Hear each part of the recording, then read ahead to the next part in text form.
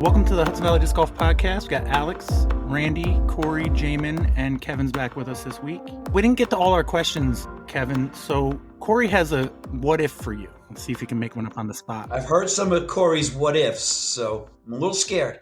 Okay, so Kevin, you got the day off. Your wife said you can go play with the boys. Obviously, you're picking a short course somewhere. I know how you love the short courses. But this time you figure you're going to come on an adventure and go to play J Park Whites. First thing, you got to actually find the white tees. So while you're doing that, you somehow misplace your bag because you've had too many of them lagers you'd like.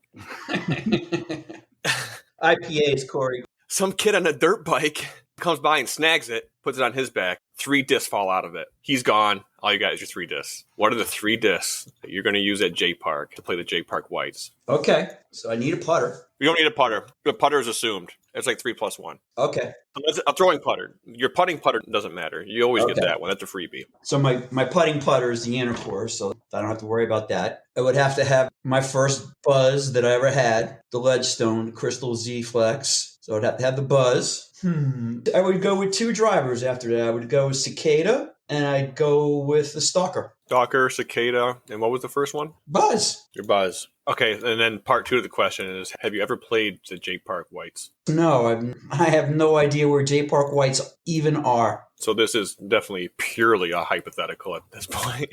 Extremely.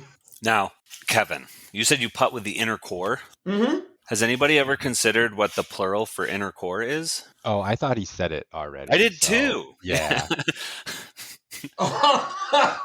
That's... Oh my God, I just get okay then. Yep. I get it now. Oh, yeah. Man, what are you guys talking about in the teacher's lounge? Kevin, you said you're married, right? I am. What's your wife think about disc golf? Good question. She thinks I'm obsessed. How long were you together before you discovered disc golf? We will be married for 100. 40 years this September 30th. Nice. And I just discovered disc golf, call it 3 years. But I used to run competitively, so I would do road races all week on weekends. So you disappearing's not uncommon. Like being gone for the day or something like Me that. being gone for the day to go run in a 10K road race somewhere. I was going to say, is that the key? Is to just be more absent so you really can't get on her nerve? I prefer to think of it as giving her time. Oh, that's a good way. That's a good idea, too. Has she ever played? No, she has not. Unfortunately, she has some health issues. She actually has long-term, late diagnosed Lyme disease.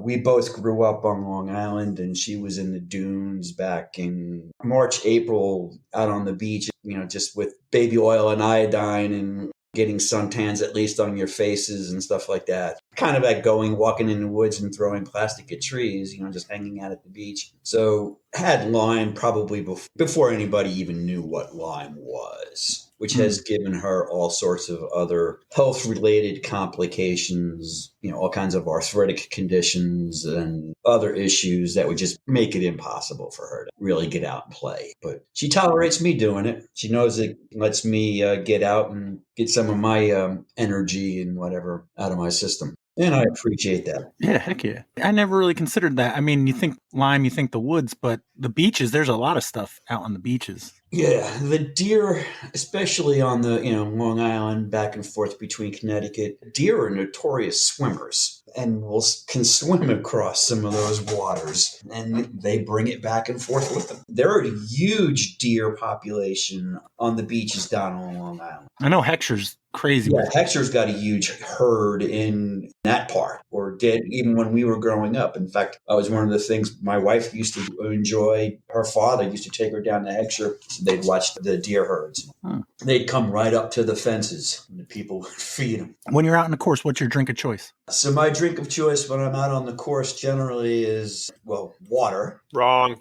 Yeah, well, I got to have a little bit. You got to hydrate too, Corey. That's the second thing you say then. The other drink of choice is definitely dehydrating, and that's Fidens, Pat. I'm a huge IPA, double IPA, craft brewery guy. One of my son's friends actually turned me on to it, and that's pretty much all I drink at this point. Is that a local brewery? It is a local brewery that they started in warehouse over in Colony. over by the Cumberland Farms there on Central Ave. Now they have a tap room in downtown Albany right next to Wolf's Beer Garden. The brewery still is in Colony, but they can and do everything else there, and then they just truck everything, kegs, whatever. That's their distribution to the tap room downtown, and you order online or go in and pick up. And how do you spell the name of the place? FIDEN''S.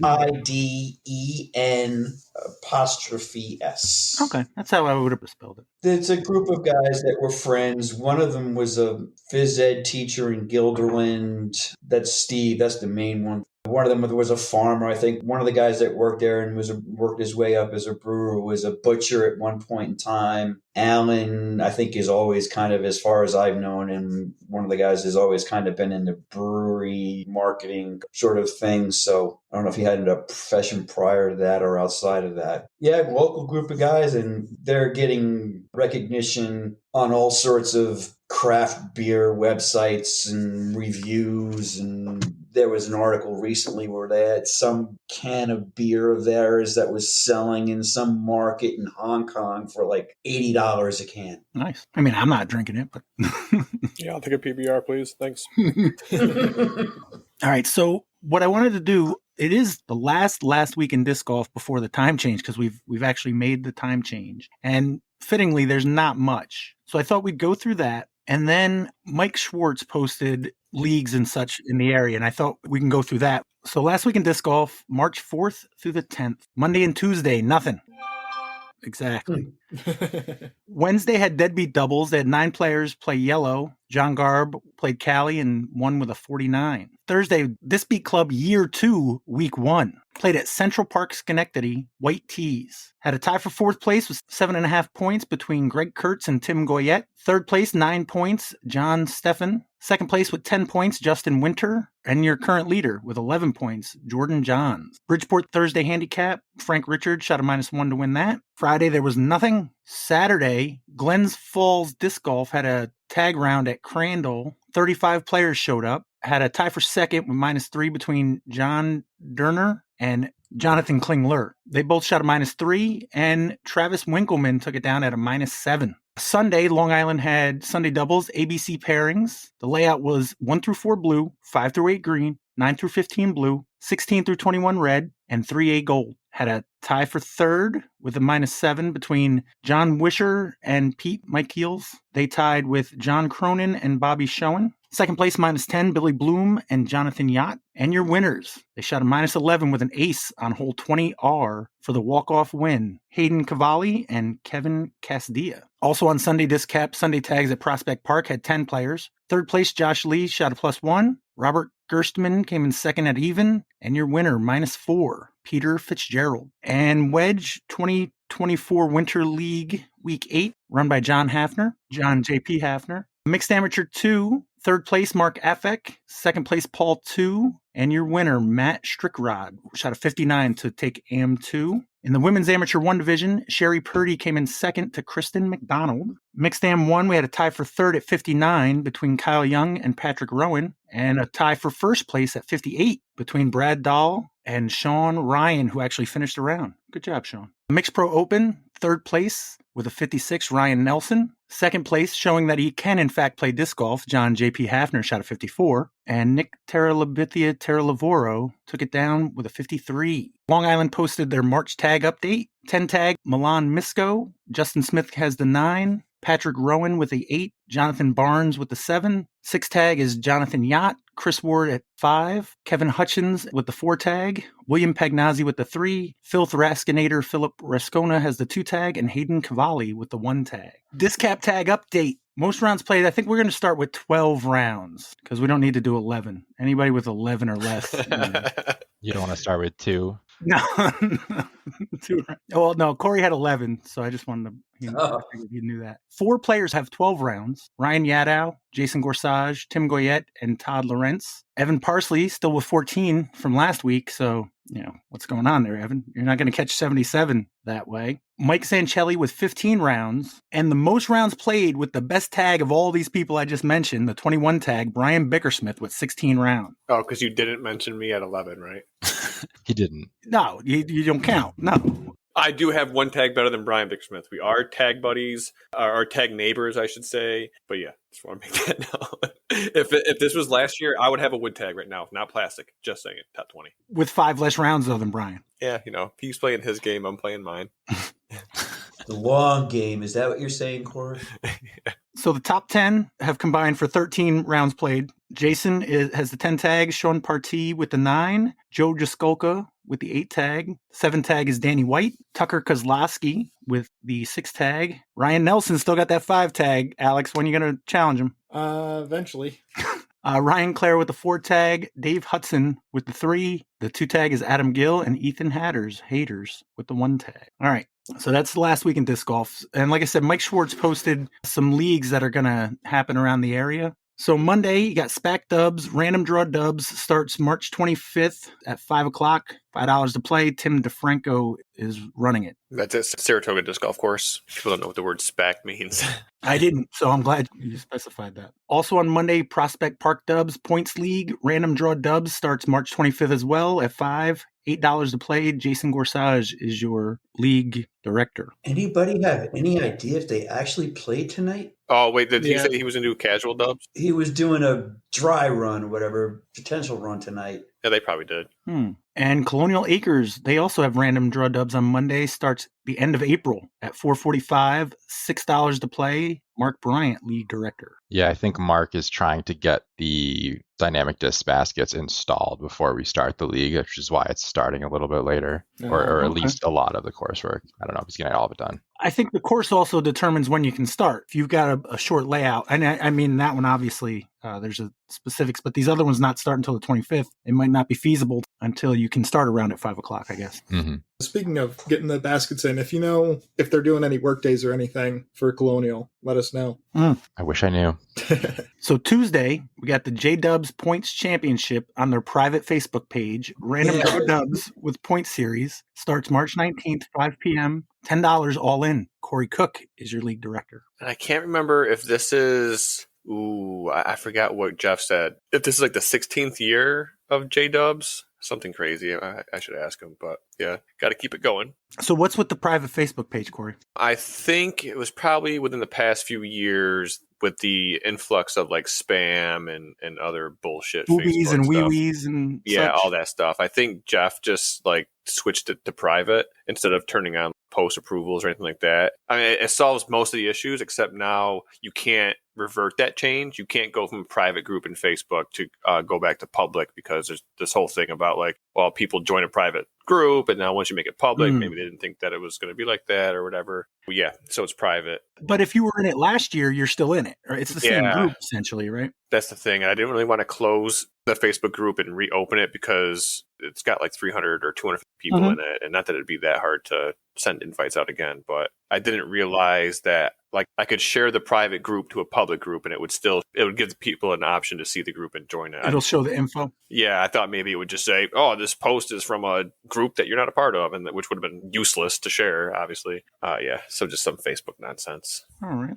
Also on Tuesday, you got CTK Handicap Singles, start to be determined, but it'll be at 5 o'clock. We don't know how much it is to play, and we don't know how much the optional ace pot is. Jamin Hume. It is going to be Tuesday, though? Yeah, it's going to be Tuesday. It was Wednesdays, but there's just too many things happening on Wednesday too close by. So moving it. As far as the rest of the stuff, honestly, I just haven't thought about it in a year. So Mike Schwartz reached out to everybody and was like, hey, if you run a league, give me the details. And those are the details that I gave him. And he asked me a couple questions, and I have not gotten back to him yet. So, so true question marks. It's not like it's going to be $50 to play. That much we can say. No, it's honest. I just haven't thought about what it was last year. I don't remember. I don't have my own Facebook group, so everything's buried. Yeah, it's one thing at a time, and a league that I'm probably going to start at the beginning of April is not in the top of my thought process right now. And speaking of that Wednesday that you said is getting kind of busy, we got Shen Creek Dubs. Random Draw Dubs starts March 27th at 4:45. $6 to play with an optional $1 ace pot and $1 birdie bank. And that's Jeff Wachowski. Stony Kill Dubs. Random Draw Dubs starts March 27th as well at 4:45. $6 to play with a $1 optional ace pot and a $1 optional birdie bank. And that's Gene Gierka. I think that's likely a holdover from the previous event, the Shen Creek Dubs, because traditionally Stony Kill has been $10 all in with $1 optional ace pot and two $1 optional CTPs. We had gotten rid of the birdie bank because it just ended up getting either nobody hit it or everybody hit it and got paid out like $1 each. But I haven't talked to Gene about it this year, so it could be that, but that reads to me like it's a little bit different. All right. So again, we'll wait and see. But the pertinent information is good. March 27th, 4:45. And also on Wednesdays, we'll have the Paint Bureau Pro League, Pro PDGA Singles League, May 1st through September 28th at 5 p.m. Rotating courses, $20 to play, and that's run by Josh Wynn. Thursday, you got CPS Dubs, Random Draw Dubs, starting April 4th at 5 p.m., $8 to play, run by Earl Steenberg. And as usual, you got your Disc Beat Handicap Singles, 10:30 a.m., $10 all in. Looks like he must have maybe edited based on some comments that were made throughout the day. The Disc Beat is $8 all in. It's $5 to play, for the daily payout, $1 to the finals, and then an optional ace, CTP, and course fund, which would then make it $8 all in. And if you want to give 10, $2 goes into Kevin's IRA. So no, the other $2 would go to the course fund. Okay, that's fair too. It's gotten to that point. It's like where people like, here's $10, just put the other $2 to the course fund instead of making changes in parking lots. And like it's a flea market or something. Yeah, that makes sense. All right, and then Friday we got SPW Dubs. That's Random Draw Dubs. Starts, we don't know, but soon. Actually going to walk the course tomorrow, hopefully, to just see what happened to it after the windstorm that we had here. But if everything is good and it's just the usual track, going to start on the Ides of March. The 15th. The 15th. I mean, today. It's going to start today. Right, it's going to start today. That's correct. With the little twist, worst shot. But not true worst. Worst shot until somebody makes the basket. And then that just closes it out. So not going to... Yeah, not going to be brutal, just mean. Yeah. Randomizer might show up and it'll be $5 to play, $1 ace, $1 CTP, $2 for the birdie bank, especially for the reasons that Alex just stated, and then $1 course fund to make it an even $10. All right. And that'll be at 4:30? We will start at 5 o'clock this Friday night, and we're playing whites. Sunset is 7:03, so we should have enough time to start at 5, still give people time, and still get finished before sunset. All right. Also on Friday, we got Disc Golf Journey at J Park. Amateur PDGA Singles League starts March 29th, runs until May 17th at 5 p.m., $20 to play, and that's run by Jessica Lasasso. Saturday, it says normally reserved for monthlies and sanctioned tournaments. Keep your eye out for announcement. And Sunday, Discap Singles tags. Location varies, start time varies, no cost with $2 optional ace pot. Tags not necessary. And that is run by Mike Zanchelli. As long as we're talking about stuff happening this week, because Jason isn't on to say it. Slacker. Yeah, Mindkill Disc Golf Championship, the pro side opens to the public. That'll be Friday the 15th. So today, if you're listening. I knew that it was Friday, but just you opening up with that, I started having a heart attack because I saw the clock was 8:14, and I know when Friday comes, I have to be ready at 8 o'clock. I looked at it. I'm like, there are 72 slots, and it's a $35 a whole sponsorship. And I'm like, I'm all for that. I will pay $35 to not have to stress on Friday. Because Mindkill is always an amazing tournament. It's absolutely worth it, in my opinion, to pay a little extra to make sure I get in. Definitely put it in my phone right now. I'm literally signing up right now with that $35 fee. I wasn't going to pay it, and now I'm just scared. So there you go.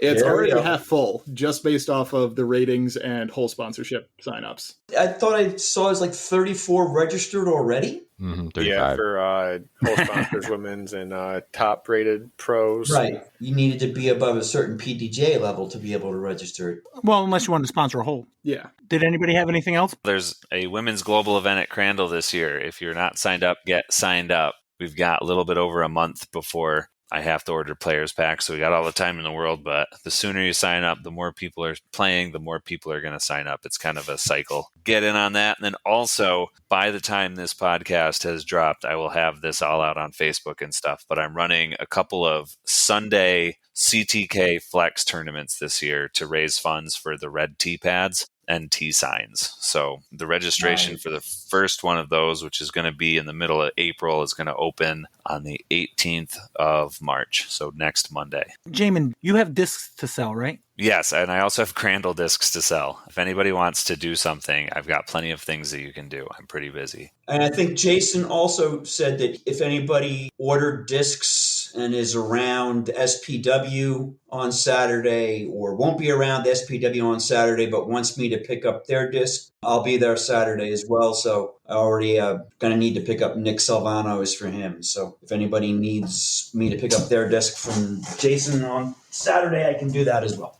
All right. And one thing, Kate Clay is running a tournament in July, Sunday, July 14th. Fun in the Sun, clinic in the morning, lunch, and one-round tournament afterwards. Women's only, and it's part of the New York Women's Empire Series. So where's that? That's a good one to keep. SPW. Oh, okay. And we are going to be picking up our permit fee. Oh, nice. For use of the course. Nice. Jay Malloy and his crew from Crokinole, and then us from Disc Beats and SPW Dubs, we're going to cover their permit fee costs for them. Yeah. Nice. I want to save the most time for Team Challenge, so I figure we go over Skip Ace. Okay. But before we did, that was for Waco, right? Skip Ace this week? Yep. Yeah. Does anybody want to talk about the actual tournament? Oh, boy. What an ending, at least for the MPO side. I'm catching up FPO through Jomez, but I did try to watch as much MPO live as I could. Did anybody else watch it? Who's doing the video coverage? Jomez for both. Jomez, yeah. I don't know if there was other companies doing other cards. I would assume so, but I haven't watched Jomez in a bit. How's it looking now as far as the coverage? I think the same. They haven't really made any like huge. Well, I've been trying to watch more Disc Golf Network since I'm fucking paying for it. And I mean, they have Jomez hosted on Disc Golf Network as well too, which I don't know why you wouldn't just go to YouTube. But that looks just as good as it has the past few years, I think.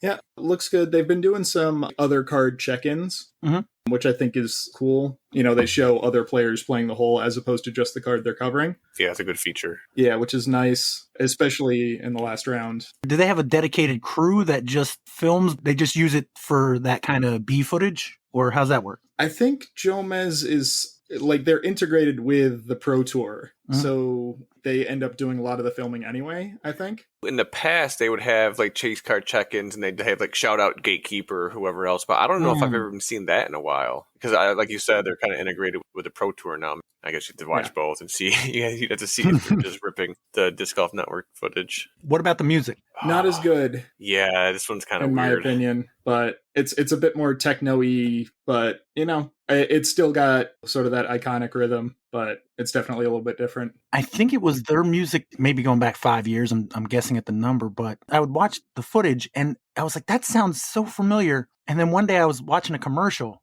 and it was the same exact music. So obviously they're using like royalty-free music or something like that. So I don't know how that works.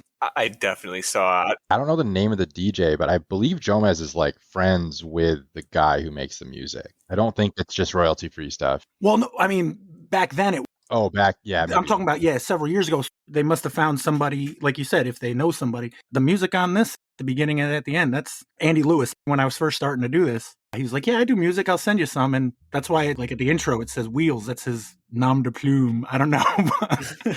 But he just said, hey, if you give me credit, I'm like, yeah, absolutely. I mean, it's free music. Yeah, it gets stuck in my head, so it worked.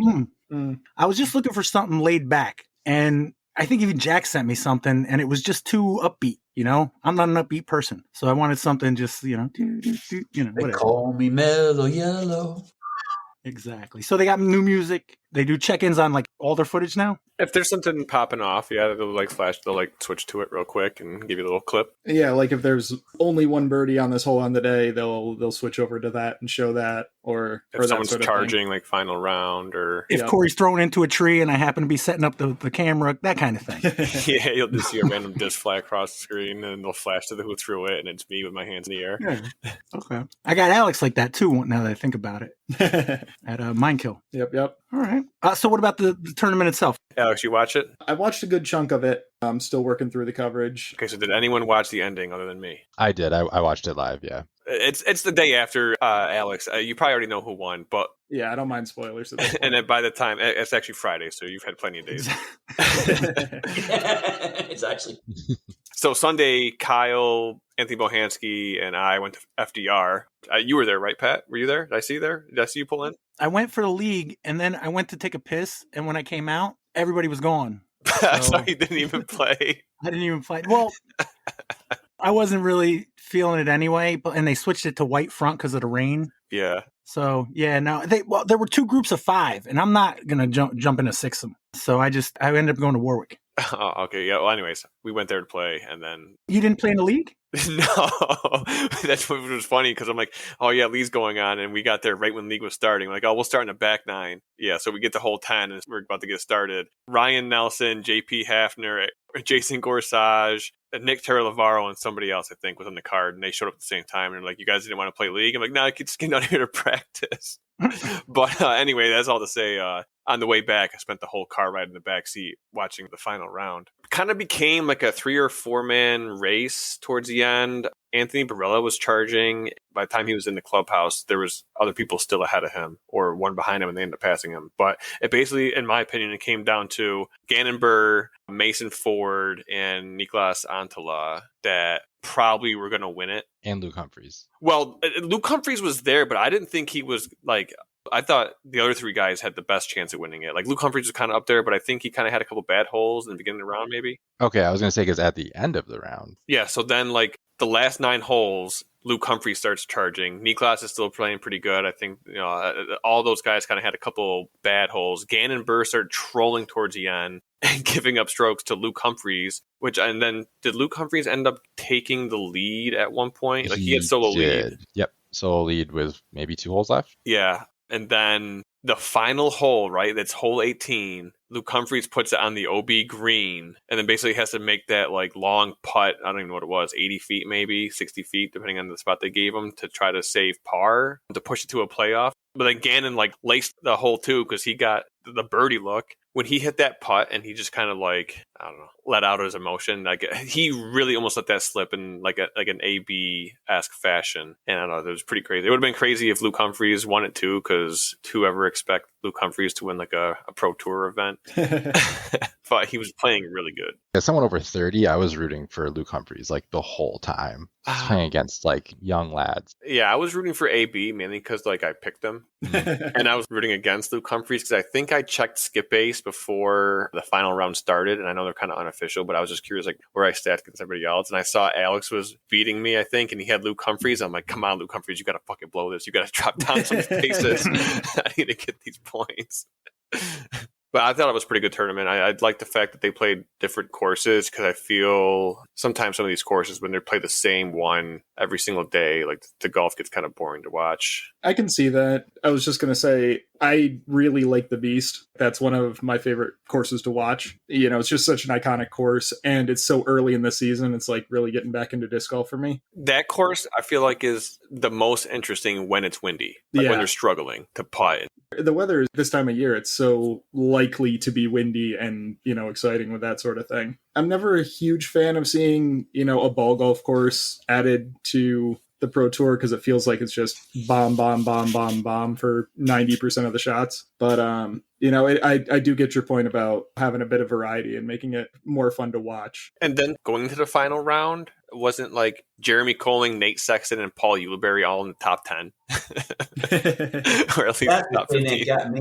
I did look in on Skip Ace and look at the scores, and I'm like, oh my gosh, some older guys are Greg Barsby.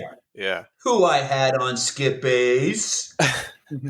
I was surprised they didn't finish on the Beast. I feel like 18 at the Beast is so iconic with like the pressure of the water carry. Yeah. That was a little bit of a letdown. Was it surprising that Macbeth didn't make the cut? Yeah. Did he not? He didn't make the cut. Simon didn't make the cut. I knew Simon didn't, but yeah, I didn't realize Macbeth didn't. Mm-hmm. Is that a common thing with these events, having a cut? They only do it in 4 or more round tournaments. They don't do it in 3-round tournaments. When do they do it? I think it's after the third round. Third round, okay. I think. Other than like the finals or whatever the playoff thing they do where they have like 2 cuts, I think. This was a 5-round event?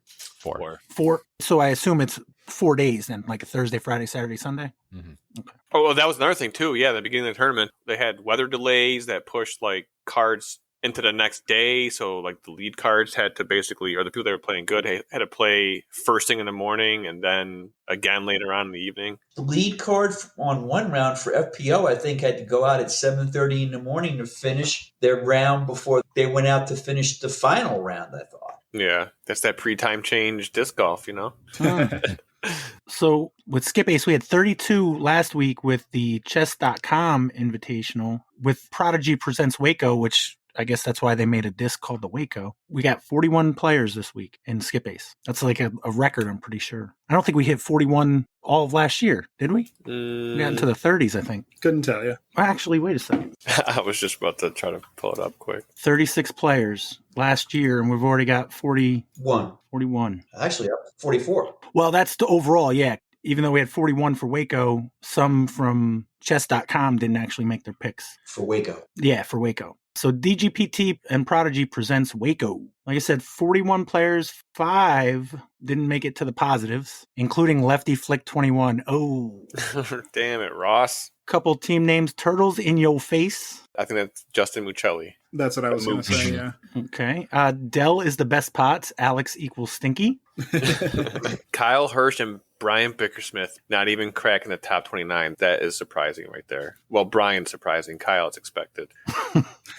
I beat Dell is the best pots. So yeah, by a couple she's points. Still working out the strategies for this one. Well, I'll go over the top 10 and then look at the overall. Oh, it doesn't say. It doesn't say on. It doesn't say pending anymore. Yeah, it doesn't say pending. That's surprising. Maybe they got their shit to get. No.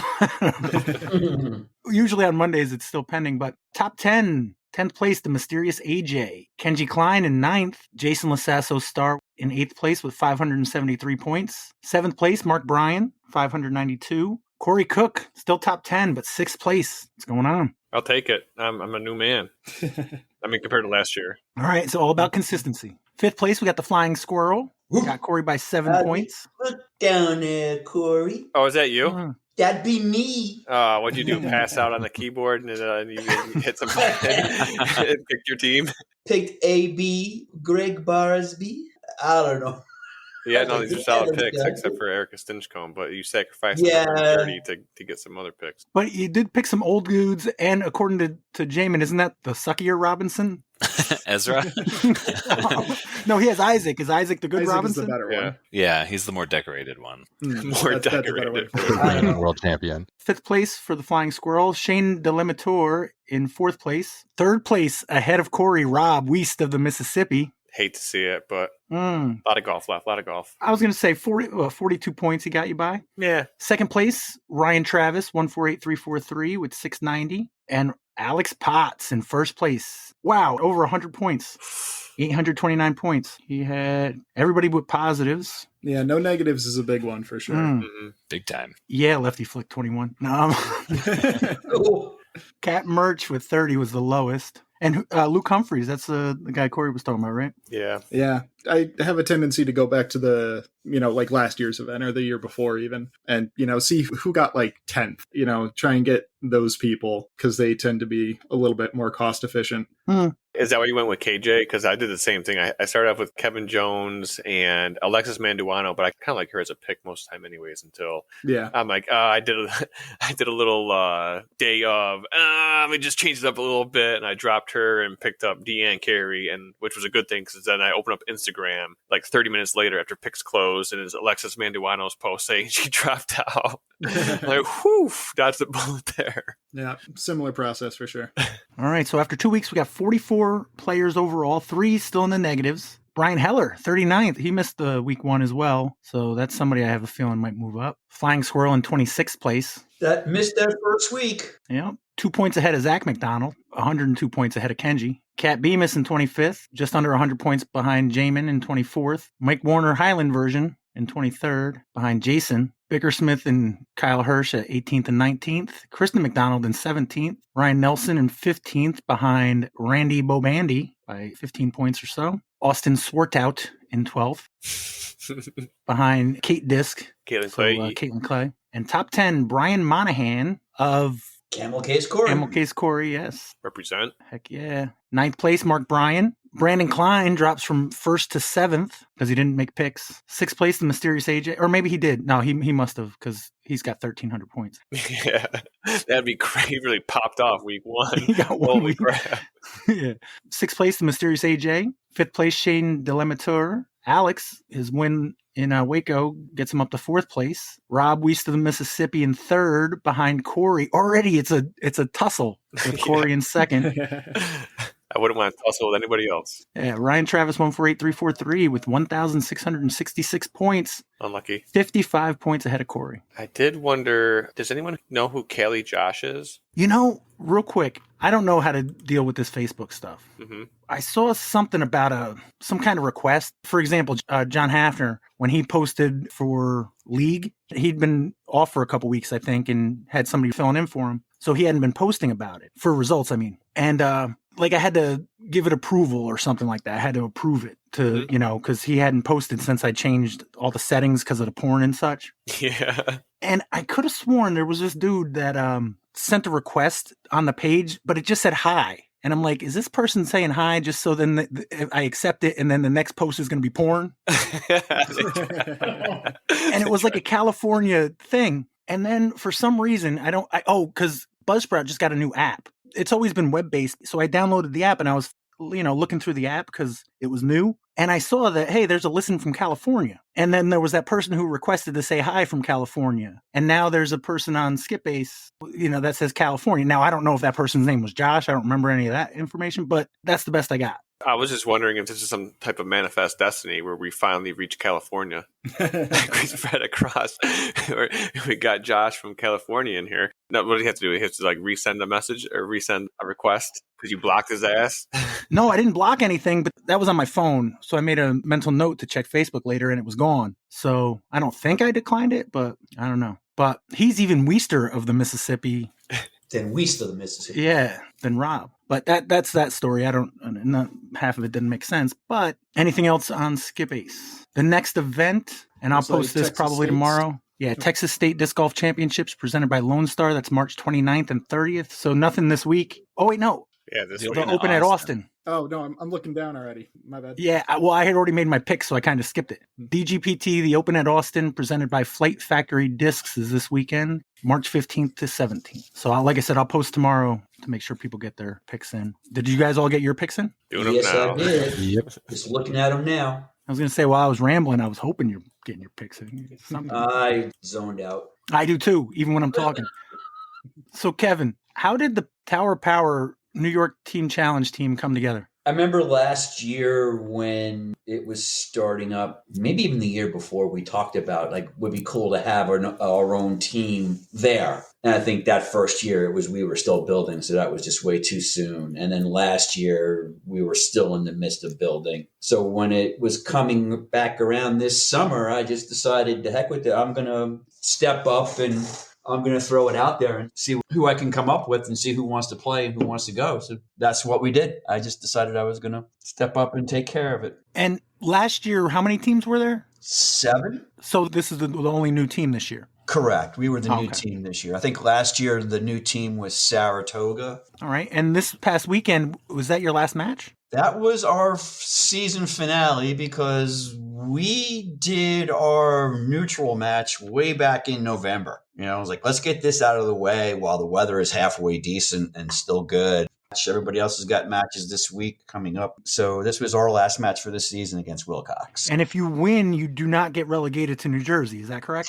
I think that was the deal. But unfortunately, we'll be packing our bags and we'll see you at exit 17. You had the undefeated team? We had Wilcox this weekend at home. Did you play? I did play. How'd you do? Match play, we had a captain's card, and I played against Dylan. And then who else was on our card? For their team was Devin, and on our team it was Ben Pickering. Then we play whites when we play match play at SPW. And we started on hole 5. That's like an uphill, right? If I'm remembering correctly. Hole 5 white is your back is to the tower. I'm thinking of way late in the round. Yeah, okay. So you're throwing back to the corner. So we started on hole 5. It's a hole that I'm fairly confident on, and I can usually do fairly well. I ended up taking the first 2 holes. Oh, okay. Dylan's drive went into a spot that I don't know if I can remember anybody throwing before. And it was really windy that day. I mean, so we started out in that wind tunnel. That tower, that line runs down past J Park. It runs down to J Park, or in that area, and it goes north. I don't know, as far as the Adirondacks somewhere.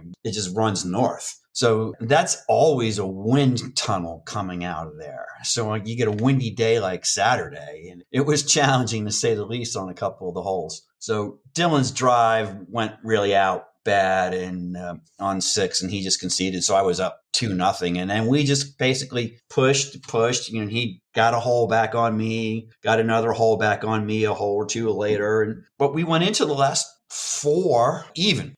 Honestly, I mean, this is the 3rd time I've played, and pretty much any time that I've played, I pretty much was, okay, I'm probably going to get 10, or maybe if I'm lucky, I'll get 12 holes out of the 18 in. And he was 1 up on me with 1 hole to go, and he took that hole. So he ended up 2 up on me for the round. But is that Dylan Johansson? Dylan Johansson, right. Isn't he like 40 years younger than you? Do you not get any kind of bonus points for that or something? Pat, I'm 40 years older than virtually every guy that is playing in New York Team Challenge. But you went up to a 2-up with him. That's pretty impressive. Yeah, but again, we're playing whites. And Dylan was there the day before. I went up to the course just to check on it, do some last-minute walkthroughs and see what was up, because we had those windstorms during that week. And I ran into him playing with Matt Cully and a couple of other guys. They were playing blues at that point in time, but Dylan had said he had already walked through and played whites before that. So I don't know how many times he's played it before that. You look at my UDisc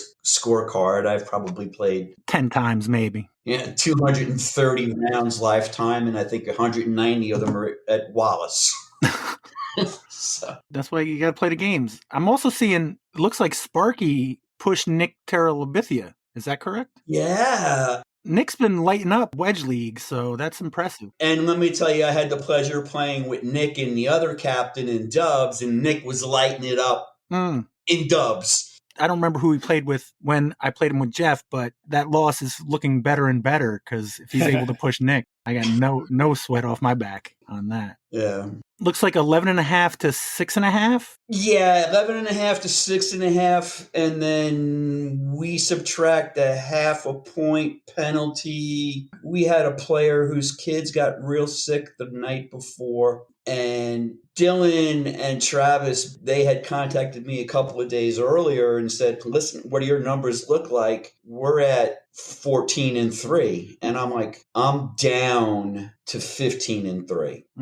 So he's like, all right, well, we'll see what we can do. We'll scramble, see if we can find a substitute so that none of your guys are sitting. And I'm like, I appreciate it immensely. Thank you very much. As it is, I had to tell somebody that they had to sit this month because we had run out of moves due to some management errors. So when I found out that night at like 9 or 10 o'clock that he wasn't going to be able to make it the next morning, I reached out to Dylan and Travis and let them know. I said, I'm going to try to scramble and see if I can find somebody. Well, actually, we contacted Jess and asked. I said, here's the situation. She polled the other captains, and everybody basically came up with find somebody so that they're not sitting, and just we'll do a penalty reduction on my point total and call it a night. Sounds like Wilcox was scared of you guys.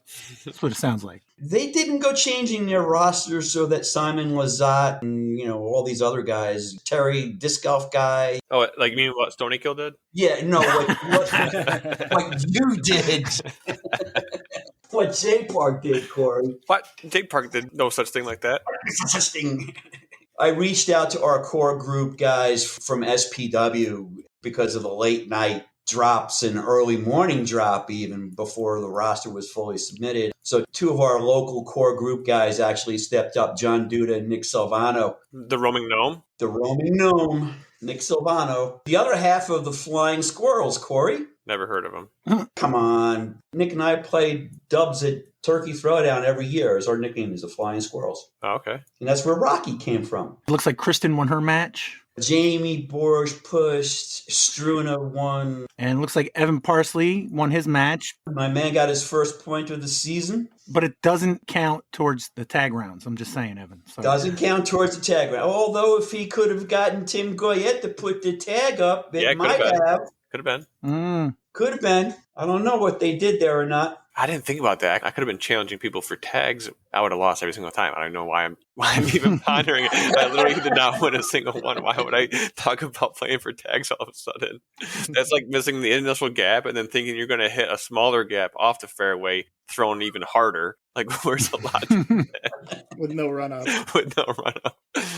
So that means it was down 11.5 to 6? Yeah, so ultimately what happens is it's 11.5 to 6. We subtract a half point from our point total. That way, rather than doing the normal penalty where if I was missing a player from round 1 to round 2, or I didn't have same number of females or whatever, generally what happens is that you pay a penalty and the other team gets that in their points. We decided in this instance it was going to be a subtraction, I don't know, percentage points, possibilities, perhaps. All right. Playoffs. So how did dubs go? So I doubled up with Derek Stasinski, Deesky. We play a lot together, usually at disc beats, but not necessarily doubles. We went up against Travis Bouchard and Nick W. I was going to say, not Nick T. That would be trouble. Yeah. Big trouble. It looks like it was trouble either way. Yeah, it was trouble either way. I saw Nick W. took a shot on one hole. It's 17. Wooded hole. He was like in rough garbage that grows around trees and everything. He had no line. Hits a tree. I mean, we heard a solid thud and still rolls the disc to like underneath the basket. All part of the plan. For layup birdie. Whatever. I was like, what? But yeah, so it was a comfortable 7-point difference. They shot 47 and we shot 54, so we were still under. It didn't feel like that, but I mean, and that's pretty much, I think that's our weakness this year is we need to really learn and figure out the double pairings and matches because that seemed to be we could do okay. I think 6.5 is comparable to our best point total for match play. For first round, doubles were 4. I think maybe we've won in a couple of times where we've won 3 matches. That seems to be really where we need to focus or work on for next season. So they got you 27.5 to 7.5. There was also a half-point deduction in the second round as well. Right. So our 2 points for Nick Adkatz and Dennis Daly. Alcatraz. Taking down Shane, and we just cut that to 1.5. One cool thing that did happen while we were playing the last week or so, there's been a memorial disc on SPW for Michael Gorman. And apparently Travis and Michael were good friends. And it was sitting on the 18 T-pad when we walked up, 18 white T-pad, even though we were playing blues. So Travis took it and threw it for that hole. And then since that was the last hole on the course, then I said, this is absolutely perfect. You take it and then you bring it back home to Wilcox. Nice. Or wherever, and bring your homie back home. So they did that. Travis actually posted a photograph on, I think it's a Team Challenge page of me. I think actually somehow he got the disc in front, but there's a photograph of me off of the tee with the disc flying at that point in time already. So it was really cool. That was real. That was nice to have that moment. Michael had an extended stay at J Park too. I think I played him on like 9 holes. We made sure that every time there was a chance to make a turn like more into the woods to like veer towards playing all the holes, we made sure we took him that way. So we gave Michael the full J Park experience. We didn't want someone to like play freaking 19B the connector hole and yeah, we're taking to the whole park. Heck yeah. All right, so next year you guys are sticking around? Oh yeah, that's the intent. Anybody who's played this year is welcome to come back next year and has a spot on the team. I've had guys that have come up to me and said, damn, now that I've seen what's going on and checked us out, on a home match or something, like I want to play next year. Some guys have said, yeah, things are starting to change in the league and maybe it's time to change teams. And this is a closer course to my house. So, well, yeah, that's natural with a league that, not that it's close. I think we've determined, what's it, like an hour and a half between the furthest courses? Anybody? Yeah, Wilcox, I guess, from what I was talking to people, seems to be the furthest course away as far as I'm concerned. Which is good because that's a course that people don't mind traveling to because it's a good course. True. So, yeah, that's a good point. Kind of like Minekill. I imagine Minekill's a bit out of the way too, but people like playing the course. So, all right. Alex, you played CPS, the Roses. We did. Where'd you guys play? CPS. We played at CPS. And this was my first time playing the course with the new holes. Oh, okay. I don't remember exactly what had happened.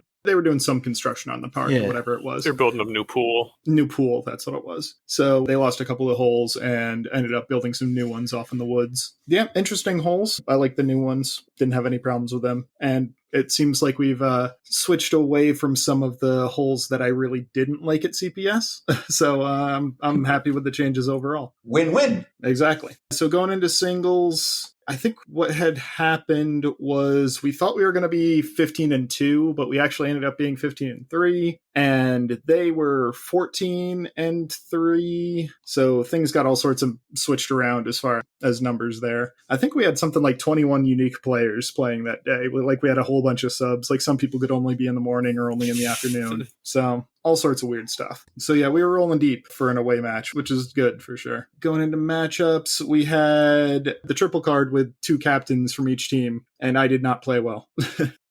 Jake was playing very well. We were talking, his home course was originally Maple Hill. So, he's got some good experience out there. I'm not sure. I think he moved to be a lot closer to CPS, which is why he's playing for these guys. But I think he's a recent sub. And then we had Anthony Bohansky. AB. Yep. Playing against Rob on our squad. And then Mark Ox was playing against their captain, James Black. Mark was able to handle him, which is good. But Rob and I struggled a bit for sure. Playing that course, I realized it asks a lot more out of like forehand and turnover shots than I remembered, which is definitely refreshing because it feels like I don't do that as much at a lot of other courses around here. These changes, they've been in the last 2 years or just 1 year? Like they changed it up, summer season this past year, I think. Okay. Yeah, summer of 23 or so. I'm trying to think. Electric City might have been the inaugural new layout kind of thing. Yeah. Yeah. When's the last time you played, Alex? Team Challenge, not last year, but the year before, probably. Okay. Possibly even the year before that. All right. Whenever we last played them away, which I'm not sure. So yeah, it's been a while. How far is that for you? It's outside the half-hour circumference, I imagine. Exactly. It's about 40 minutes, so it's definitely outside the range. It's on the fringy. Yeah.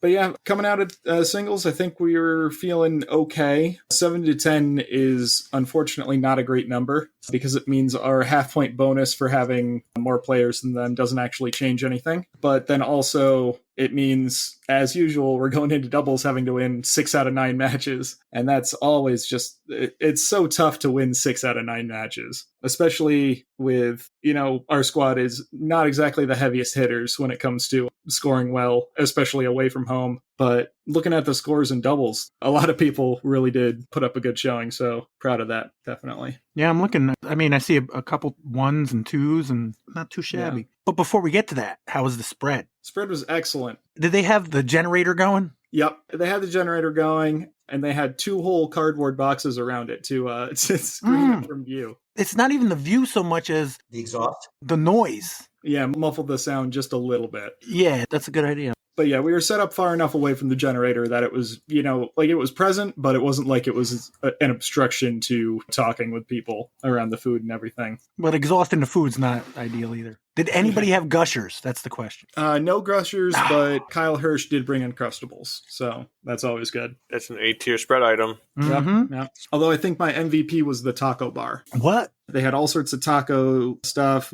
ground beef, all seasoned up. They had a vegetarian option with beans. They had, little servings of pico de gallo and sour cream and cheese and all that. Did you ask for it to be shaken or stirred?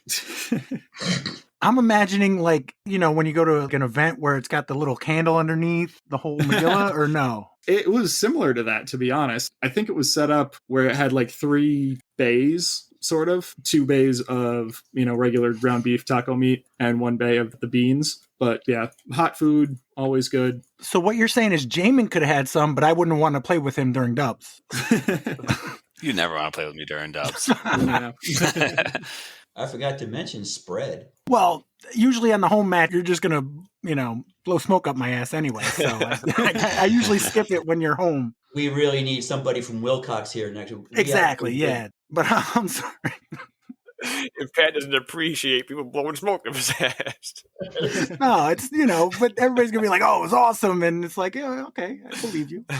We've also talked a lot about your spread, too. And everybody says it was a good spread, especially with the breakfast. We pulled out all the stops this month. One of Evans's good buddies has a grilled cheese and soup catering thing. I think he's doing pop-ups at Northern Flats. 6-star melt. We had Brad, who's the guy who has it, come out and do made-to-order grilled cheese sandwiches, grilled cheese bacon. You guys are enlisting professional help for your team challenge spread? To augment what we already had on hand, Corey. No, use your resources. Heck yeah. It's called working with what you have, and apparently you have an entire 5-star grilled cheese company at your disposal.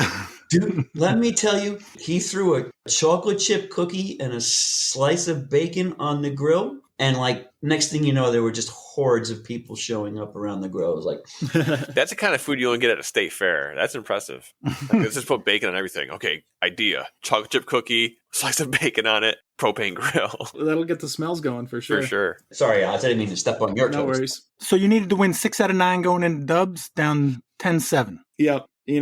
At that point, CPS is a very strong team, and they can throw out a lot of very strong doubles pairings. So I was just doing my best to get as many potential wins as possible. I was running solo because Ox had to leave for round 2. I think I got close. There's a lot of matches that either was a playoff or was within 1 or 2 strokes. But yeah, it was going to be an uphill battle no matter what going into doubles. Who'd you play with? I played with Sam Richter, who you may remember from New England Team Challenge fame. Always a good partner to have. The tall card, was that? No, that's Kevin. Oh, Kevin Gordon. But yeah, a similar concept, classic pairing. I got you. We started on a hole 9, so we got into the newer holes pretty quick, and I don't know the number of it, but it's a downhill shot, right hand, backhand, fades to the left into very downhill. 11? Could be 11. It's a new hole, right? Yeah, it's a new hole. Yeah, so Sam steps up and throws, and I've got my disc in my hand. I'm waiting to go right after him. And then we hear chains, because it's almost a blind shot to that basket. And he had aced it. And the next card was sort of up on the hill to our left. So they had a great view of it the whole way down. So that was really cool to have happen. But unfortunately, not quite enough to keep us in the game against Justin Fry and Doug Iannon. It's probably the most aceable hole on the course. Yeah, sort of the setup with that is even the birdie play has a chance of going in. So yeah, it's a nice setup. Yeah, basically you can run it. Yeah. I got you, yeah. Not when you're forehanding, I'm just saying, but... But yeah, it was a fun day overall. I wish we could have done better. The rain held off until the very end, which was nice. Good food. Kyle was insistent that we put the par at the top of the scoreboard so that everybody knew just how well he shot. Yeah, no, that was actually something he was complaining about. Was everybody puts just the numbers. I don't know what the par is, so I can't compare it to anything. But they didn't even have the hot round. They didn't. I see 3 groups that had better scores than Kyle's team. I see a 50 and 2 51s. Yeah. I'm just saying, Kyle, not for nothing. Kyle does have a lot of dog shit hot takes, but I can get behind that one, because how many times have we looked at the board and we're like, oh, they shot a 54. Well, what is par? I don't know. They played in a mixed card and they shot 6 down. That's still impressive. Yeah. Not a ton else to say. I think that officially kills our chance of making playoffs. Not that it was a very high chance anyway. I think we needed to, win some insane amounts of points to get tiebreakers through point percentage. But Yeah, I think we're officially out of the running, unfortunately, even with a win against J Park next week. Come over to our side, Alex. We've been on that side for most of the time that we've been in the league, so we're familiar with it. So they got you 25 to 10.5. Yep. But you're not getting relegated to Jersey. Exactly. There's always that. All right, Corey, I need to know, will you get your first win? We'll get to that. So it was a dark and stormy morning. No, but it was a windy day, and I haven't played Burbine. I think this is the last tournament, which I think most people would agree that you only have to practice Burbine. You just have to miss trees that day. So the day started off with Jackie and Juliet, the Disky Chicks. And they do the little tournament central, like not in the parking lot, but like where like hole 18 and 1 is. And they both had like battery powered mics with speakers, like they were flight attendants or something.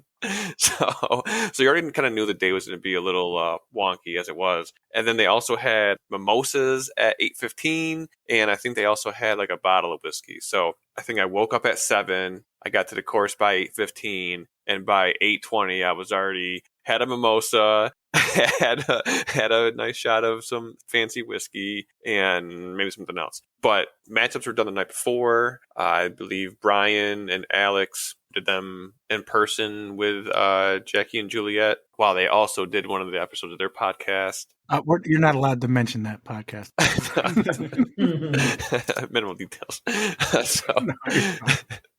So I was matched up against Earl Steenberg on a card with Caitlin Clay and Jackie Kirkpatrick. So off the rip, I already knew it was going to be an enjoyable first round just with people. Caitlin basically dominated her card. So, and me and Earl, I got a couple on him, then he got one back on me, and then I got a couple more on him. I barely made it across the water on the pond hole. I basically skipped off the water twice, and the last hop had just enough oomph to get over the reeds and put it inside circle 1. So I think I beat Earl 4 and 3 to get my first win. But I think I've known Earl for a few years by now, and the dude is just super cool. I think he was probably a little sad to see all the ridicule I've been getting. So I think he kind of maybe threw the match a little bit, kind of like how, you know, when a father might let their kid win a game, let him beat up on him a little bit. But didn't he understand the marketing that you were working on?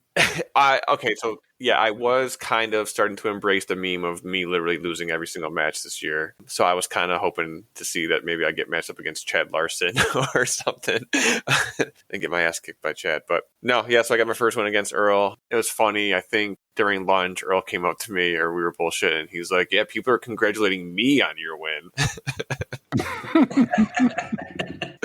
Yeah, so then we had lunch. The weather forecast did not look good, and I think at least a majority of us felt that we should have a quick turnaround for lunch, get right back out there for dubs. I personally like that anyways, because the longer lunch is, the more I start to lock up. How was their spread, though?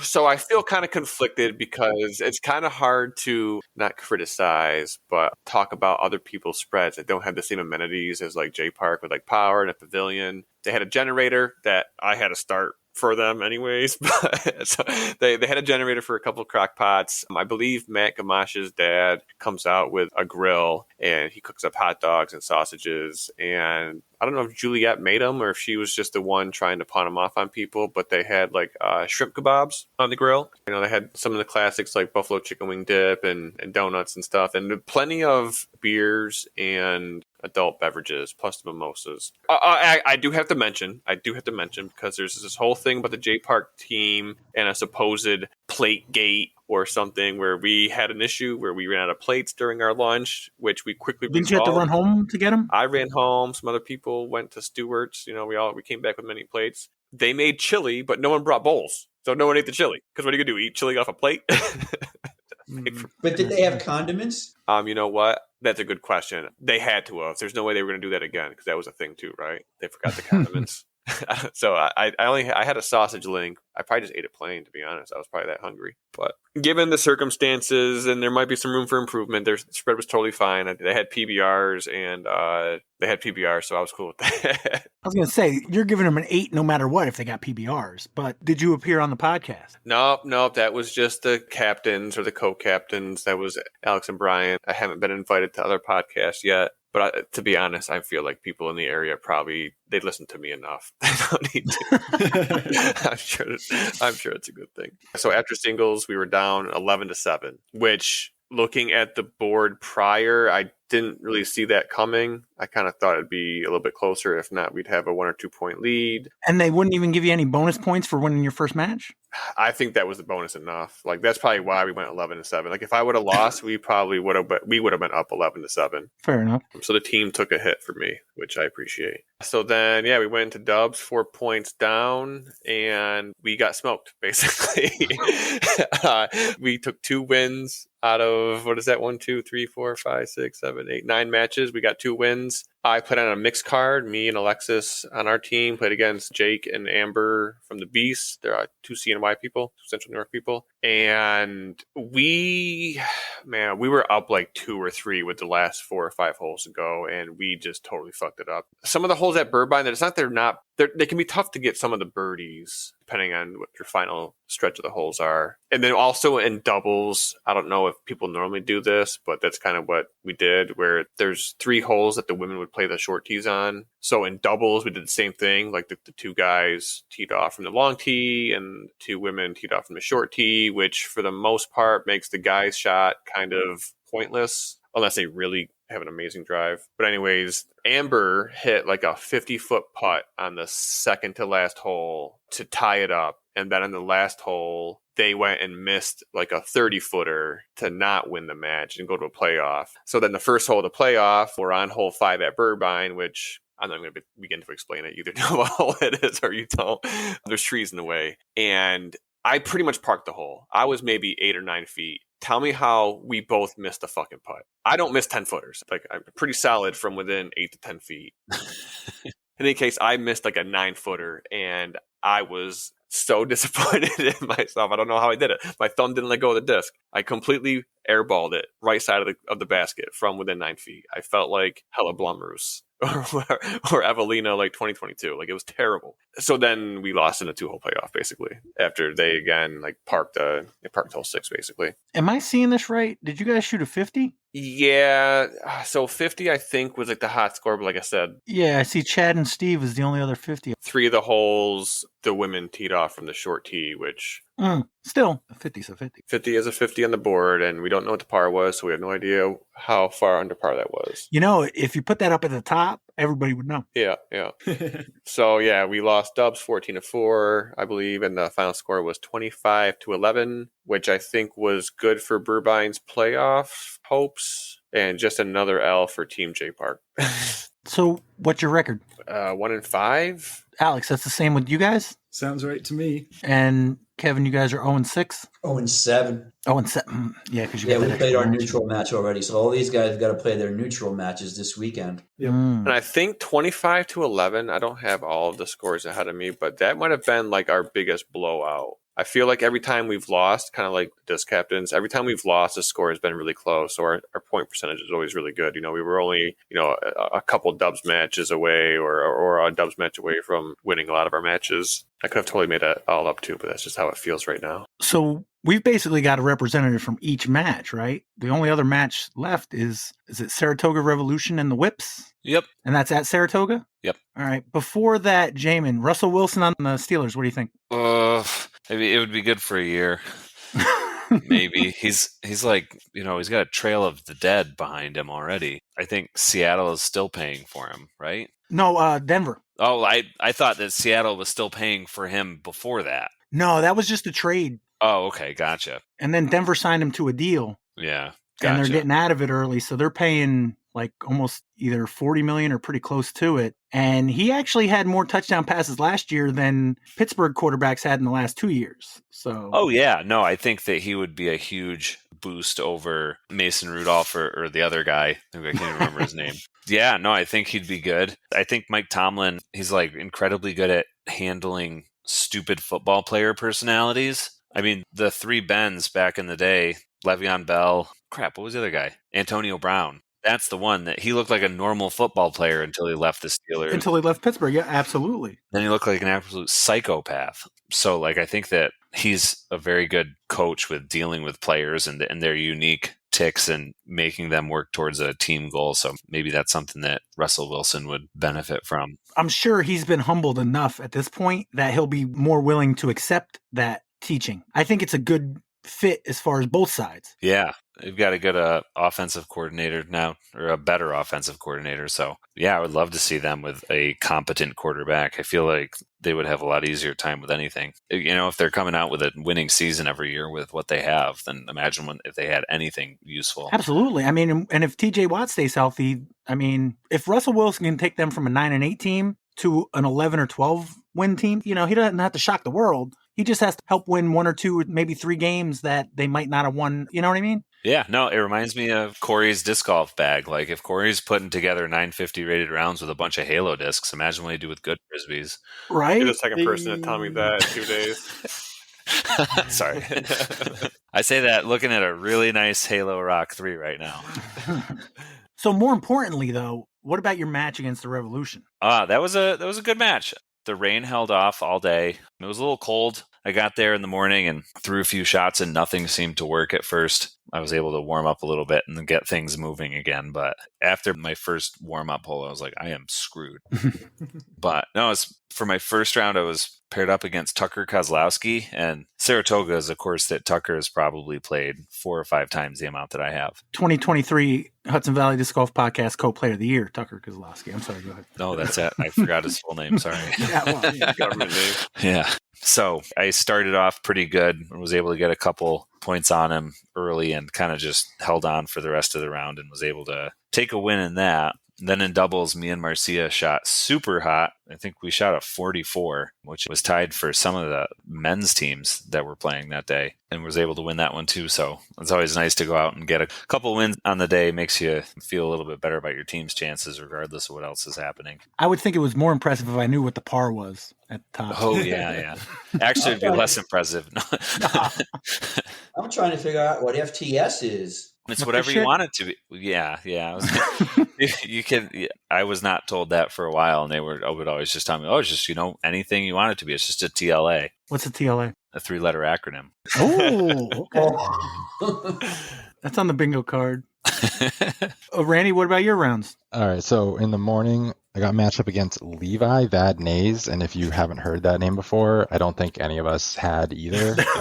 Jason had no scouting info on him and just threw me up against him. So basically like your wife in New England Team Challenge. Exactly. Yeah, so it was a cold, windy day, and I get to the tee, and this guy comes walking up in shorts, and I'm immediately a little shook. I don't trust it already. We start on 7A, which is the tightest tunnel shot on the course, and I smoke first available, and he puts it down there, and then I throw my next shot into a tree, and I immediately realize that I'm in trouble. And then he goes on to go 4 up on me in the first 4 holes. I can't put a hole together to save my life. And then, I don't know, we get near the end. I managed to get back to him only having 2 on me. I at no point thought I was going to win. And then it ended up 3-2. He putted well. He was never in too much danger. I think 2 of the points I took on him were because he had a misfortune bogey from a windy tee shot. Pure luck on my part, scoring any holes on him. So that was a brutal awakening. At lunch, I think I had to promise Jason that I would do better in the second round. But then in the afternoon, I got to play with my buddy Chris Santo, who was picked up as a sub for the day. I think maybe for you, Pat, we can go with that. What does he putt with? Yeah. Oh, he putts with both. Oh, hell yeah. Phenomenal windy day putter. We were marked up against Ryan Clare, and Mark Damey, so one of their better pairs, and that was a battle. I think we were always within one stroke of each other the whole time. And then we went to a 3-hole playoff, which the only reason we won it was because we got to hole 4, which is pretty long, and I was able to get us, inside the circle, and they had to hit like a 60-footer to get it. So we were able to take that win. And then we wandered in, and people were saying that we were the match that had to win it, which was an absolute lie. But it made me feel a little better walking up to tell them we'd won. So not too bad. Yeah. You might have been the ones that locked in the win.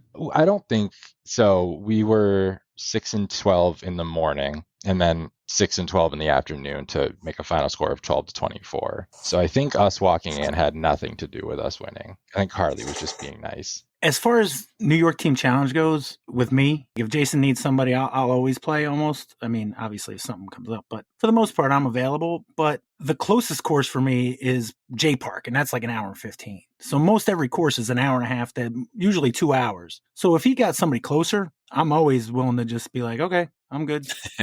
And if somebody's won better or would rather play, I'm easy about bowing out. So you coming this Saturday, Pat? You know what? It's Monday. And I would have said the same thing last Monday, yes. But we'll see. More importantly, how was the spread? I'll start because I know Jamin has an opinion on the spread. So they had a keg first thing in the morning, which I always appreciate. But other than that, it was pretty barren. There was like donuts and stuff, but generally there was nothing around. And I kind of forgot that they're shipping their crock pots like in and out to like plug them in at someone's house nearby. So after my first round, we came in pretty early and there was still nothing, like no crock pots had shown up yet. So we were a little bummed, but I had another beer, no problem. And then once those finally showed up, I think nobody was disappointed except for Jamin and maybe a few people. So Jamin, why don't you talk about it? So yeah, no, they just didn't have everything had meat in it. They had a lot of crock pots, but just everything was meat. I saw that there was a pizza box and I was like, oh, sweet. They had pizza. And I went over there and it was a breakfast pizza from that morning. So no, they're a new team. That's not something that, Tim's still trying to figure out how to scout and do matchups and all that stuff. It's the second year, but it's like his 6th home match. So there's a learning curve there. I don't hold it against them. I live up there. So I actually got to try out a pizza place nearby that I've been wanting to try out. So all's well that ends well. And I beat everybody, so I can't be too mad. Got a beer. Apparently not too much beer, though. No. Yeah.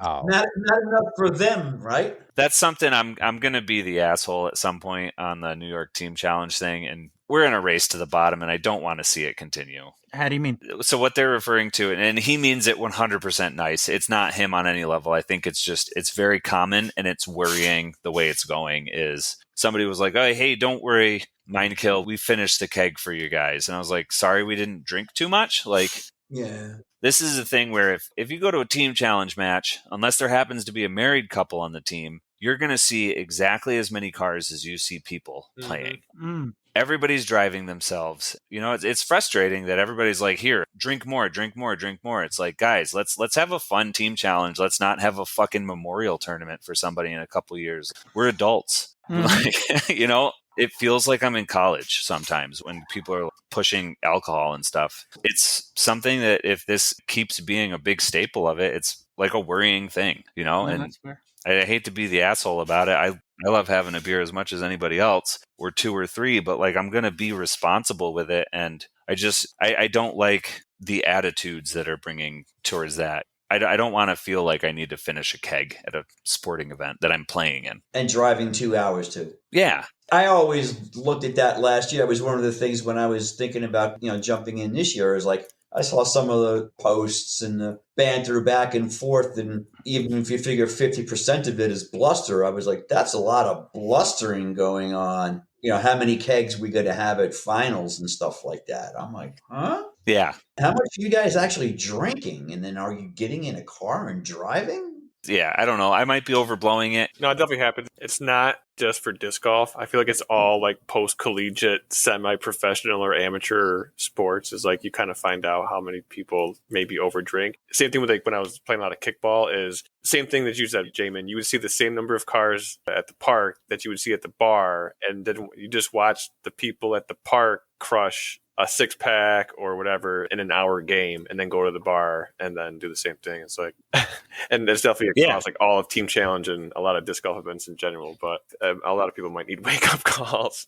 Not necessarily anyone making the comments, but No. And I know that everybody who says it doesn't mean it in any other way, but there are times where I've had to stay, or the people on the team have had to stay with other people until they sobered up enough to drive home. It's like, fuck, man, like, what are we doing? But that being said, if we just half the number of cars in the parking lot, I'm going to be totally fine with it. Like, I'm not saying don't enjoy your Saturday and have a bunch of beer, but like, carpool. Please just like, carpool. Half the number of cars, it's good for everybody at that point. But yeah, sorry. So you can cut all that out if you want to. I'm going to post something at the end of the season kind of about it. It's a worrying thing. So I know we're all adults, but I see a lot of that kind of stuff in disc golf. The same thing with the no wimps, no whiners thing for the Ice Bowl. It's like, hey, if you can't feel your feet, go home.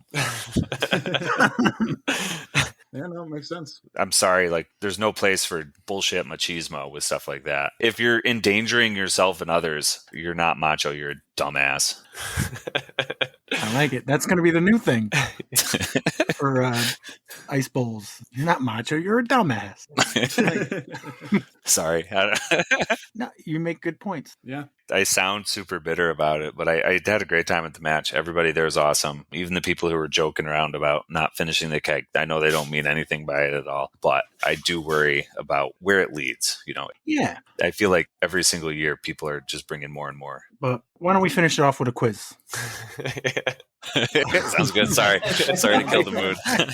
No, I'm with you. Who's playing next week, real quick? Wilcox and Mindkiller at SPW. It's all neutral matches that are left now. And who else? J Park is playing at Chatham Hills Country Club at Prospect. So that means next Monday we will have a heated recap. Okay. Anything else?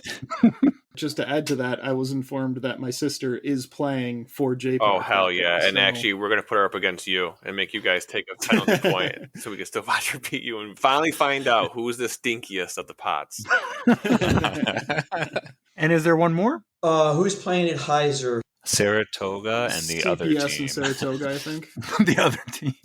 Burbine and Tower have played our neutral match. So CPS and Saratoga. Saratoga. So did this just work out this way, or was it like, hey, you have to have these in by a certain point? For us, at least, it was, we had initially scheduled our neutral for like end of October. Mhm. And then we kept getting messages from Alex Helenek saying, oh no, we can't do that day. And then we couldn't decide on a course, and then we couldn't figure out anything else. And it just ended up getting backed up until the fallback date, just because everybody had kind of already set that one aside and it was far enough in the future that we could make adjustments as needed. So this is a quote unquote fallback date. Yeah. Yep. Right. Okay. Or default date if you don't have it before. All right. Well, Alex, Yes. why don't you make the teams? Oh, I got to make the teams this time. Yep. I I want to see if you want to rematch or if you want to mix it up. mean, I think we could do the rematch, but it'd be me and Randy 3 weeks in a row, which I enjoy having Randy on my team, but Not that much. variety Yeah, I is wasn't nice. getting that vibe. Do you want your revenge is the question. That's a good question, isn't it? It looks like Corey and Jamin got 4 points to your 3. So, That's a good argument for it. Let's do it. Let's run it back. all right. Hell yeah. Well, you guys get to go first. We got 2 categories as usual, 1 or 2. We did 2 last time and lost, I think. Does that sound right? I have no idea what we started with. Let's do 1. Sure. 1? All right. Category 1, question 1. What type of dog, the mascot of the University of Washington's athletic teams, probably crossed the Bering Strait to Alaska around 1910? What type of dog, the mascot of the University of Washington's athletic teams, probably crossed the Bering Strait to Alaska around 1910? I don't know the sports team at all, but it'd be a husky. Husky sounds better than Like what a I was sled thinking. pulling dog, yeah. I'm good with husky. Is the husky a disc? Is the husky a disc? I just think about like the jeans my mom had to buy me when I was 12. Huskies. Like I'm not thinking about a dog. Had the same ones. We did have one category one time that was jeans. Jean brand names. So if that didn't come up there, then maybe it's not a disc. Well, I think husky's more of a size than a brand. Oh, that could be. Yeah. Are you fat shaming Randy in the future? No, I was husky. Let's be clear. From the future. Well, here's the other thing. I know Randy's tall like me, so especially at that age, more often it's just in order to get the length that we needed. we had to go wider. Well, people that Yes, bought Husky exactly. stuff just started shopping from the Big and Tall store later on as adults. Big and tall. Or big or tall. Generally big and tall at those I'm stores. big and tall. Alex Yeah. is tall. Anyway, to bring it back to the quiz. Yeah, it's probably a dog on the disc if there was a husky. Yeah. My instinct is no, but it's not a strong instinct. Oh my god. I feel like there should be a brand of discs that use dogs because dogs like frisbees and like husky is a classic dog breed. True. But have I ever heard of this brand? No, I haven't. Have you just started it? I should delete this. It's on the public record. That means you get first dibs at it or Oh, something. that's right. That's right. I don't want to go no, but I also have never heard of this before. So I guess we go no. Yeah, I think we go no, but I am open if you're feeling strongly about yes. Nope, not strong. All right, Just let's go husky. no then. Osuma Discs, January Dang 9th, 2023. All right, Corey, Jamin, and Kevin. What category? They picked one. They picked one. Yep. Pfft, 2 it is. College Sounds good. mascots. Category 2. Question 1. You'll often hear a coda at the end of a movement in what type of composition from Italian for to sound? You'll often hear a coda at the end of a movement in what type of compositions from Italian for to sound? Hang on, I got this one, Jamin. Hang on, I got this one. I know All right. Italian. To sound. Actually, I'll let you get this one. No, just say it, Corey. Well, it's What kind of car do I drive? oh, it's a Sonata. Sonata? I thought you were messing with me.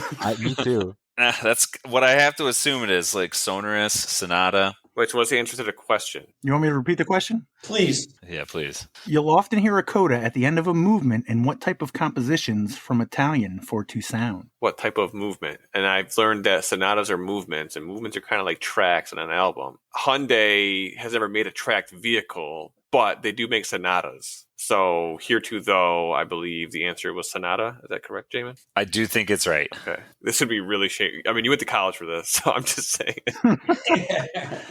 I think I'll defer to the music teacher. Codas are super common in a lot of things. That's a pretty broad net, but I do think it says sonata. Sonata Is Pack. the Sonata a disc? That's a bad disc name because the only sonatas I know, or now that I know, is a movement and a Korean economy vehicle.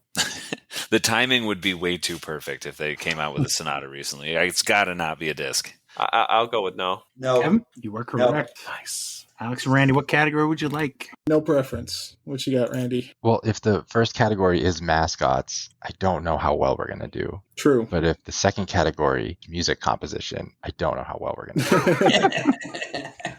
The first category could just be dogs, too. All right, let's roll with it. And then if it's like, what college, blah, blah, blah, and then we don't get it, it's fine. Yeah, sounds good. All right. Question 2, category 1. Used as a guide for the blind, what German breed of dog gets its name from its habit for striking out with its front legs? Used as a guide for the blind, what German breed of dog gets its name from its habit of striking out with its front legs? Is that a pointer? Pointer, yeah, German short-haired pointer. Although I don't want to add extra words and get it wrong, so we can just stick with pointer. I think if we say pointer, he'll say be more specific if he wants more specificness. Okay, I'm good with that. All right, sounds good. What do you think, Corey, Jamin, and Kevin? Oh, okay. I really thought they had that. Whoa. Yeah. Used as a guide for the blind, what German breed of dog gets its name from its habit of striking out with its front legs? Oh, What is it, Alex?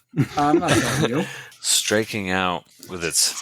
It's a guide dog. German Shepherd. The first thing that comes to my mind is healer, but I don't know. I know mutt. That's a dog. German Shepherds. That was the very first thing that came to my mind, but I thought they had it on pointer. Yeah, I What dogs are guide I'm dogs? a- Yeah, Go I'm trying to think of what Shepherd? I pictured as guide dogs, like in pop culture. The thing that I'm very good at because I don't know very many blind people. I know even less that have dogs carrying them around. They strike out with their front legs. Yeah, that sounds like a dog term, and I'm not a dog owner, so I don't know what that means. Like, is he out there? He's just pitching fastballs. that's the part of the clue I don't quite get, but I imagine like a dog like stretching out, but I'm just filling in the blank, and I don't know what that means. Yeah, I'm good with anything.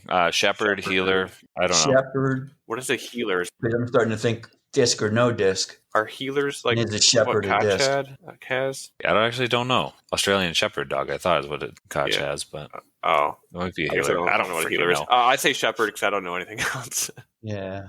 Okay. Shepherd. You good with that, Jamin? Yep. We were looking for the boxer. Yeah. Oh. As soon as he said striking out in the second, like when he was reading it for you guys, I was like, oh, like striking with your hands, boxing. Oh, I thought maybe it was a bowling term. Oh. I don't think I've ever seen a boxer guide dog. Good news is that was his first steal. So what category you guys like? Oh, it's back to us now, right? We have to figure Yeah. out if 2 is a musical thing, right? Yeah, we can find out now. I say 2. Two. Okay. 2. All right. Question 2, category 2. What class of speedy warship sounds like a term for a police squad car? What class of speedy warship sounds like a term for a police squad car? Interceptor. Cutlass. Cruiser. What'd you say? Cutlass. Is that the name of a car? Like a police car? First car I ever owned was a 1968 Wait, so this is a Navy old Cutlass. question. Yeah, but were you a cop? No. Is it a cop car? I don't know. Well, I have no idea. There's no Cutlass. Wait, cruiser is definitely a type of warship. That was part of the question. Oh, right? okay. Yeah. Cruiser. Can you say the question one more time, Pat? What class of speedy warship sounds like a term for a police squad car? Yeah, cruiser, definitely. Cruiser. You guys good with that?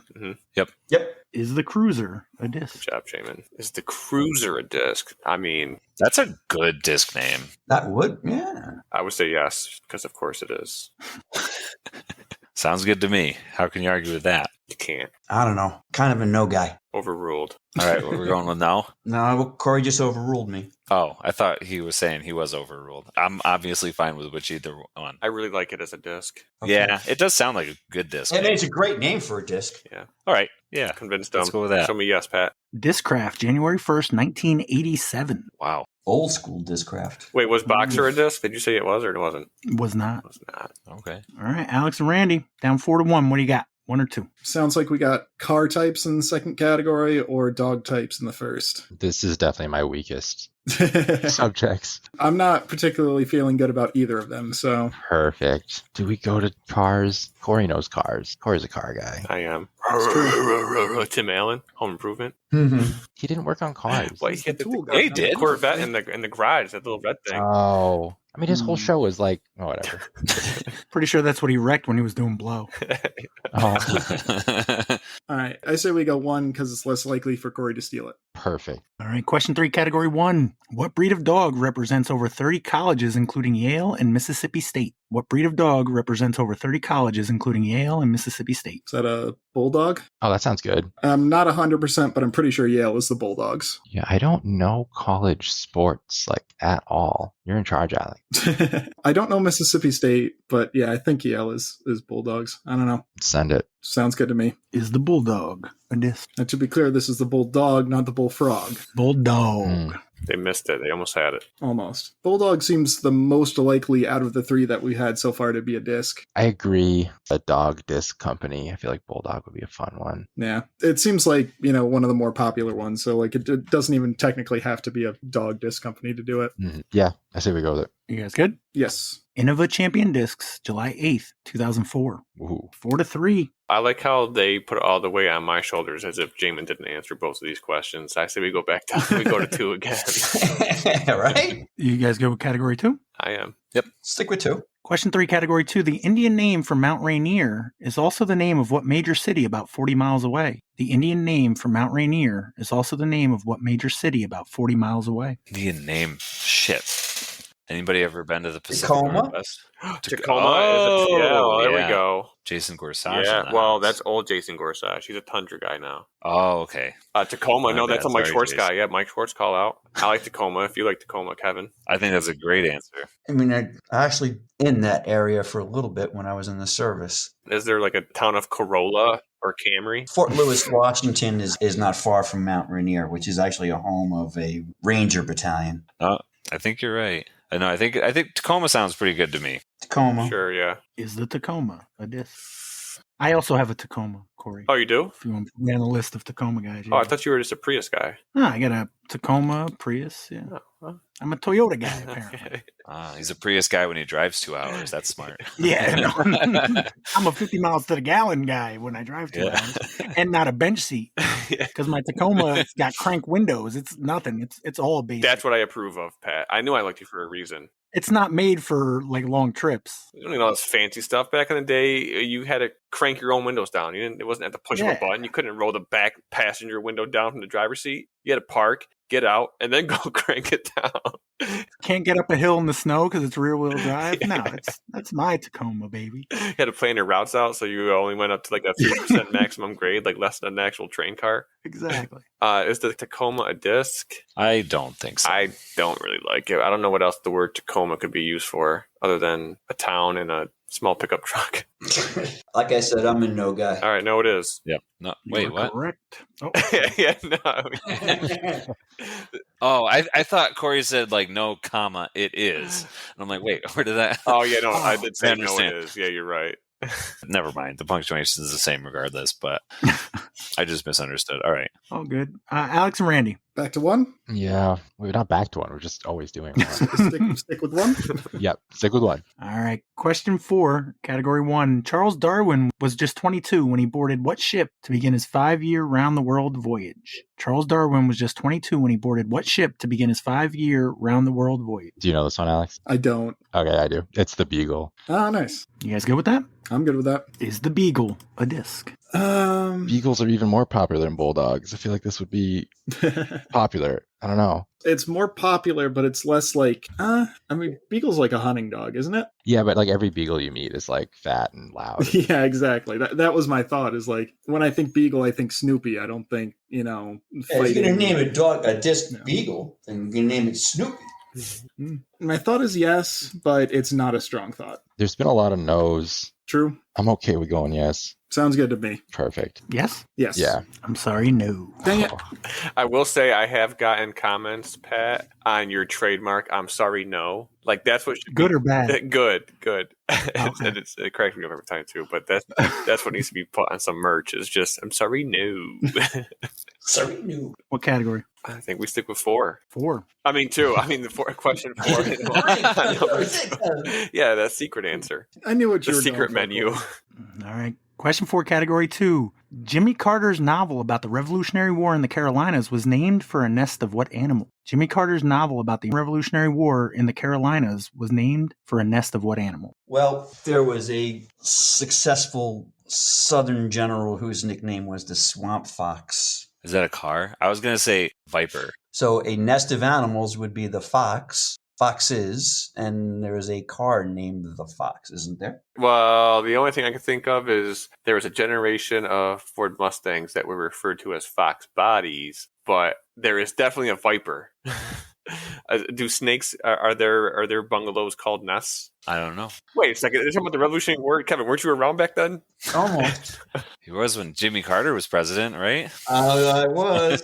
Can we hear the question one more time, Pat? I don't remember the wording. Jimmy Carter's novel about the Revolutionary War in the Carolinas was named for a nest of what animals? It doesn't say anything about what the nest is called. It's just saying the nest of the animals. Like, I don't know, viper sounds like it makes sense in the context, Yeah. but I don't like I don't think there's vipers in. Yeah, and I stop and think, and the whole Fox thing is a general's nickname, and I can't say for certain that nickname came from the fact that animal was found in those forests or not. A nest.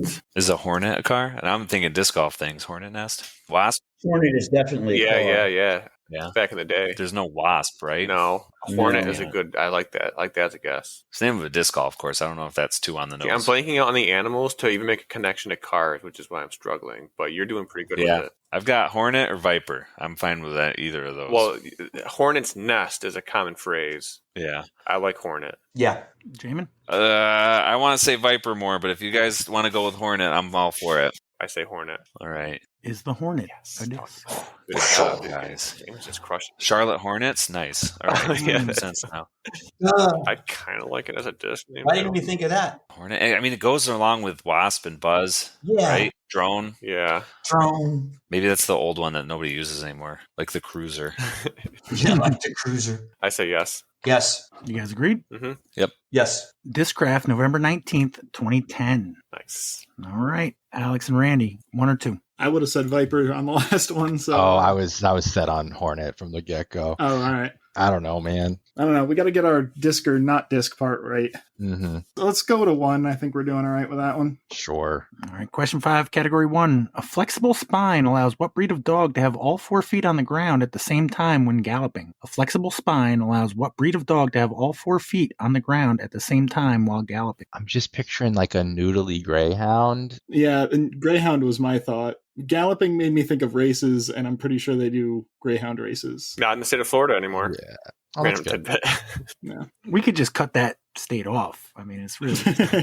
The sea will take it back Mm. eventually. The average age of the American population would decrease rapidly since people just go to Florida to retire. That depends upon what time of the year, Corey. True. That's true. Let's do it in mid-April. That would be perfect. Get the low and the high, and everything will just stay the same. Yeah, I think we're happy with Greyhound, right? I think so. Is the Greyhound a disc? So Innova has a Whippet, which looks like a Greyhound. So I don't want to be tricked by that. Right. And yeah, now I just tricked myself because that's all I'm thinking. No, I've been back and forth all night. And my thought is no, but I've also been wrong most of the other times I've said that. So I know I'm picturing like Greyhound Bus, which isn't like a sexy disc name. It's like a slow bus. yeah. But they do go fast. They're a fast dog. They race. I feel like we got to go yes, and then we'll just be wrong, and it's going to be fun. My choices have been wrong so far, so I'm good with going with yours on this one. All right, let's go yes. Sounds good. I'm sorry, no. Oh my God. Corey, Jamin, That's and how it Kevin, what do you goes. got? Category 5, question 2. Nailed it. Whole one. Question 5, Category 2. Of the 4 thrown objects in Olympic track and field events, which one weighs the least? Of the 4 thrown objects in Olympic track and field events, which one weighs the least? Javelin. Yeah, it's got to be. Javelin, hammer, discus, shot put, javelin. Yep. Track coach. Is the javelin a disc? Come on. Is the javelin a disc? It's kind of Yes. a badass disc name too. I like that. It's got to be. Like when you Yeah. want to stab Yeah. somebody, but like from over there. Let's throw this spear at them. I say yes. Yeah, it's got to be. You go with that, Kevin? Yes. I'm sorry, no. Oh, Dude, still all getting right. stabbed from 80 meters away though. All right. We still got a chance. 9 to Come on, 5. Matt, 64. Alex, Randy. We got to get both here, and they got to miss the next one, and then we got to get both of those. No pressure. So you're Yeah. saying there's a chance. There is a chance, and that only ties. Don't ever tell me the odds. Category 1? I think so. Sure. All right. Question 6, Category 1. In 1898, an explosion killed the last speaker of what Adriatic language that shared its name with a dog breed that is pure white at birth? In 1898, an explosion killed the last known speaker of what Adriatic language that shared its name with a dog breed that is pure white at birth? I can only think of one dog that's pure white at birth. Say it. Dalmatian? Oh no. Are Dalmatians from Eastern Europe? I don't know. I don't know anything about this. Oh my God. An explosion? That's the only thing that I have any connection to whatsoever. So 18. What even caused this explosion? Did he say? Pat, did you say what caused the explosion? No. Oh no. Like if I said, I don't know, a bathtub explosion killed the last known speaker of what Adriatic language, do you think that would help? Still, I don't know. I'm trying to nail down the country. So if I knew like why there was an explosion, maybe. I don't know. I got you. An outhouse explosion. he was running a still in the woods and it exploded. All right. Well, Dalmatian is a dog that starts off as white, and I don't know any dogs that specifically start off white and then are not white. So I guess we're going with Dalmatian. You go with that, Alex? I can't think of anything else. So yeah. Is the Dalmatian a disc? Wow. You're 1/4 of the way there.